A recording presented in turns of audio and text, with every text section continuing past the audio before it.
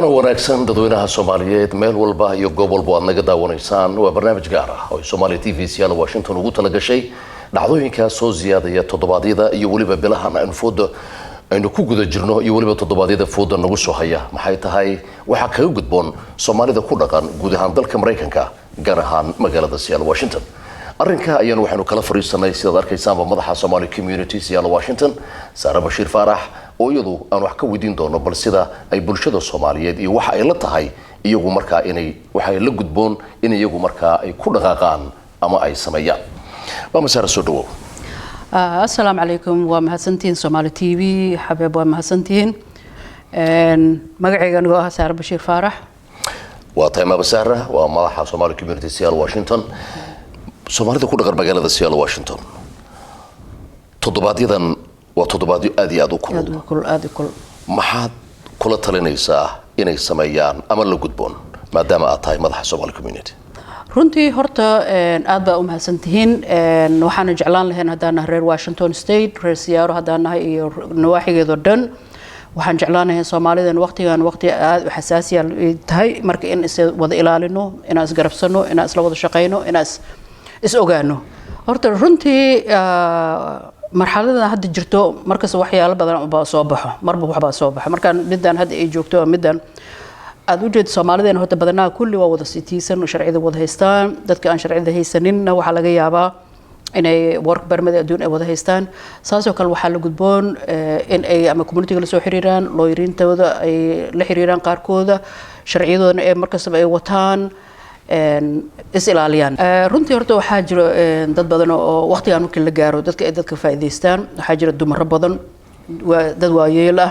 jidadka mara iskooladoo kale guryahoo kale suuqyadoo kale basaskoo kale meelahaas oo kale in badanaa ay dadka iska ilaaliyaan oo markaas especially dumarka ay gadaashooda fiiriyaan dad kale jiro waxa maanta ka socda dad baa ka faa'iideysto dadkaas ka faa'iideysanayana yeysan dad masaakiin dhibaato gaarsiinin marka is ilaaliya oo special halis ogaado marka taas aan ku dir lahaa insha Allah waayahay ka jaaliyadahan ma samaysan wali kulan guud oo ummadda Soomaalida ku dhaqan magaaladan la isugu yeerayo si bal markaa la isaga wacyi geliyo loogu tala kala qaato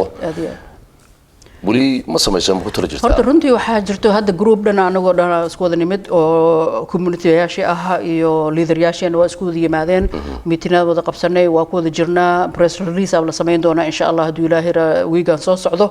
marka alxamdulillah dadaal noo ma yara reer Soomaali hadaan anaga waa naqaana wax kasto nala soo gudbaanato ina anaga always isla shaqeyno oo gacmaha wada qabsano saasay tahayna waxay tahay alxamdulillah Soomaali marka ay wax dhacaan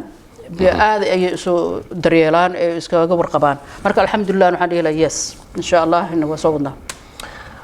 waa tahay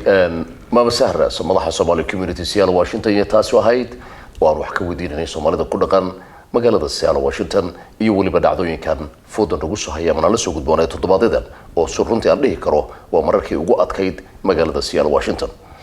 waxaan filayaa inaad wax badan ka ogaateen talada iyo tusaalaha idin siisay hayeeshee waxaan ku soo gunaanodayaa qof walba iyo shakhsi walba oo Soomaaliyeed ka warqab dariskaaga ehelkaaga saaxiibadaada iyo qaraabadaada kulliba taleefankaaga biilka waad ka bixisaaye wax saaxiibka waxa uu saaka ku bariyay ama xalay ku seexday qof walba oo Soomaali sida Sara ay sheegtayna dhaqdhaqaaqa in la yareeyahay waa talada ugu muhiimsan ee waraysiga maanta maadsanidin marka soo joogtaan wadamada Somali TV oo idin leh sida iyo nabadgelyo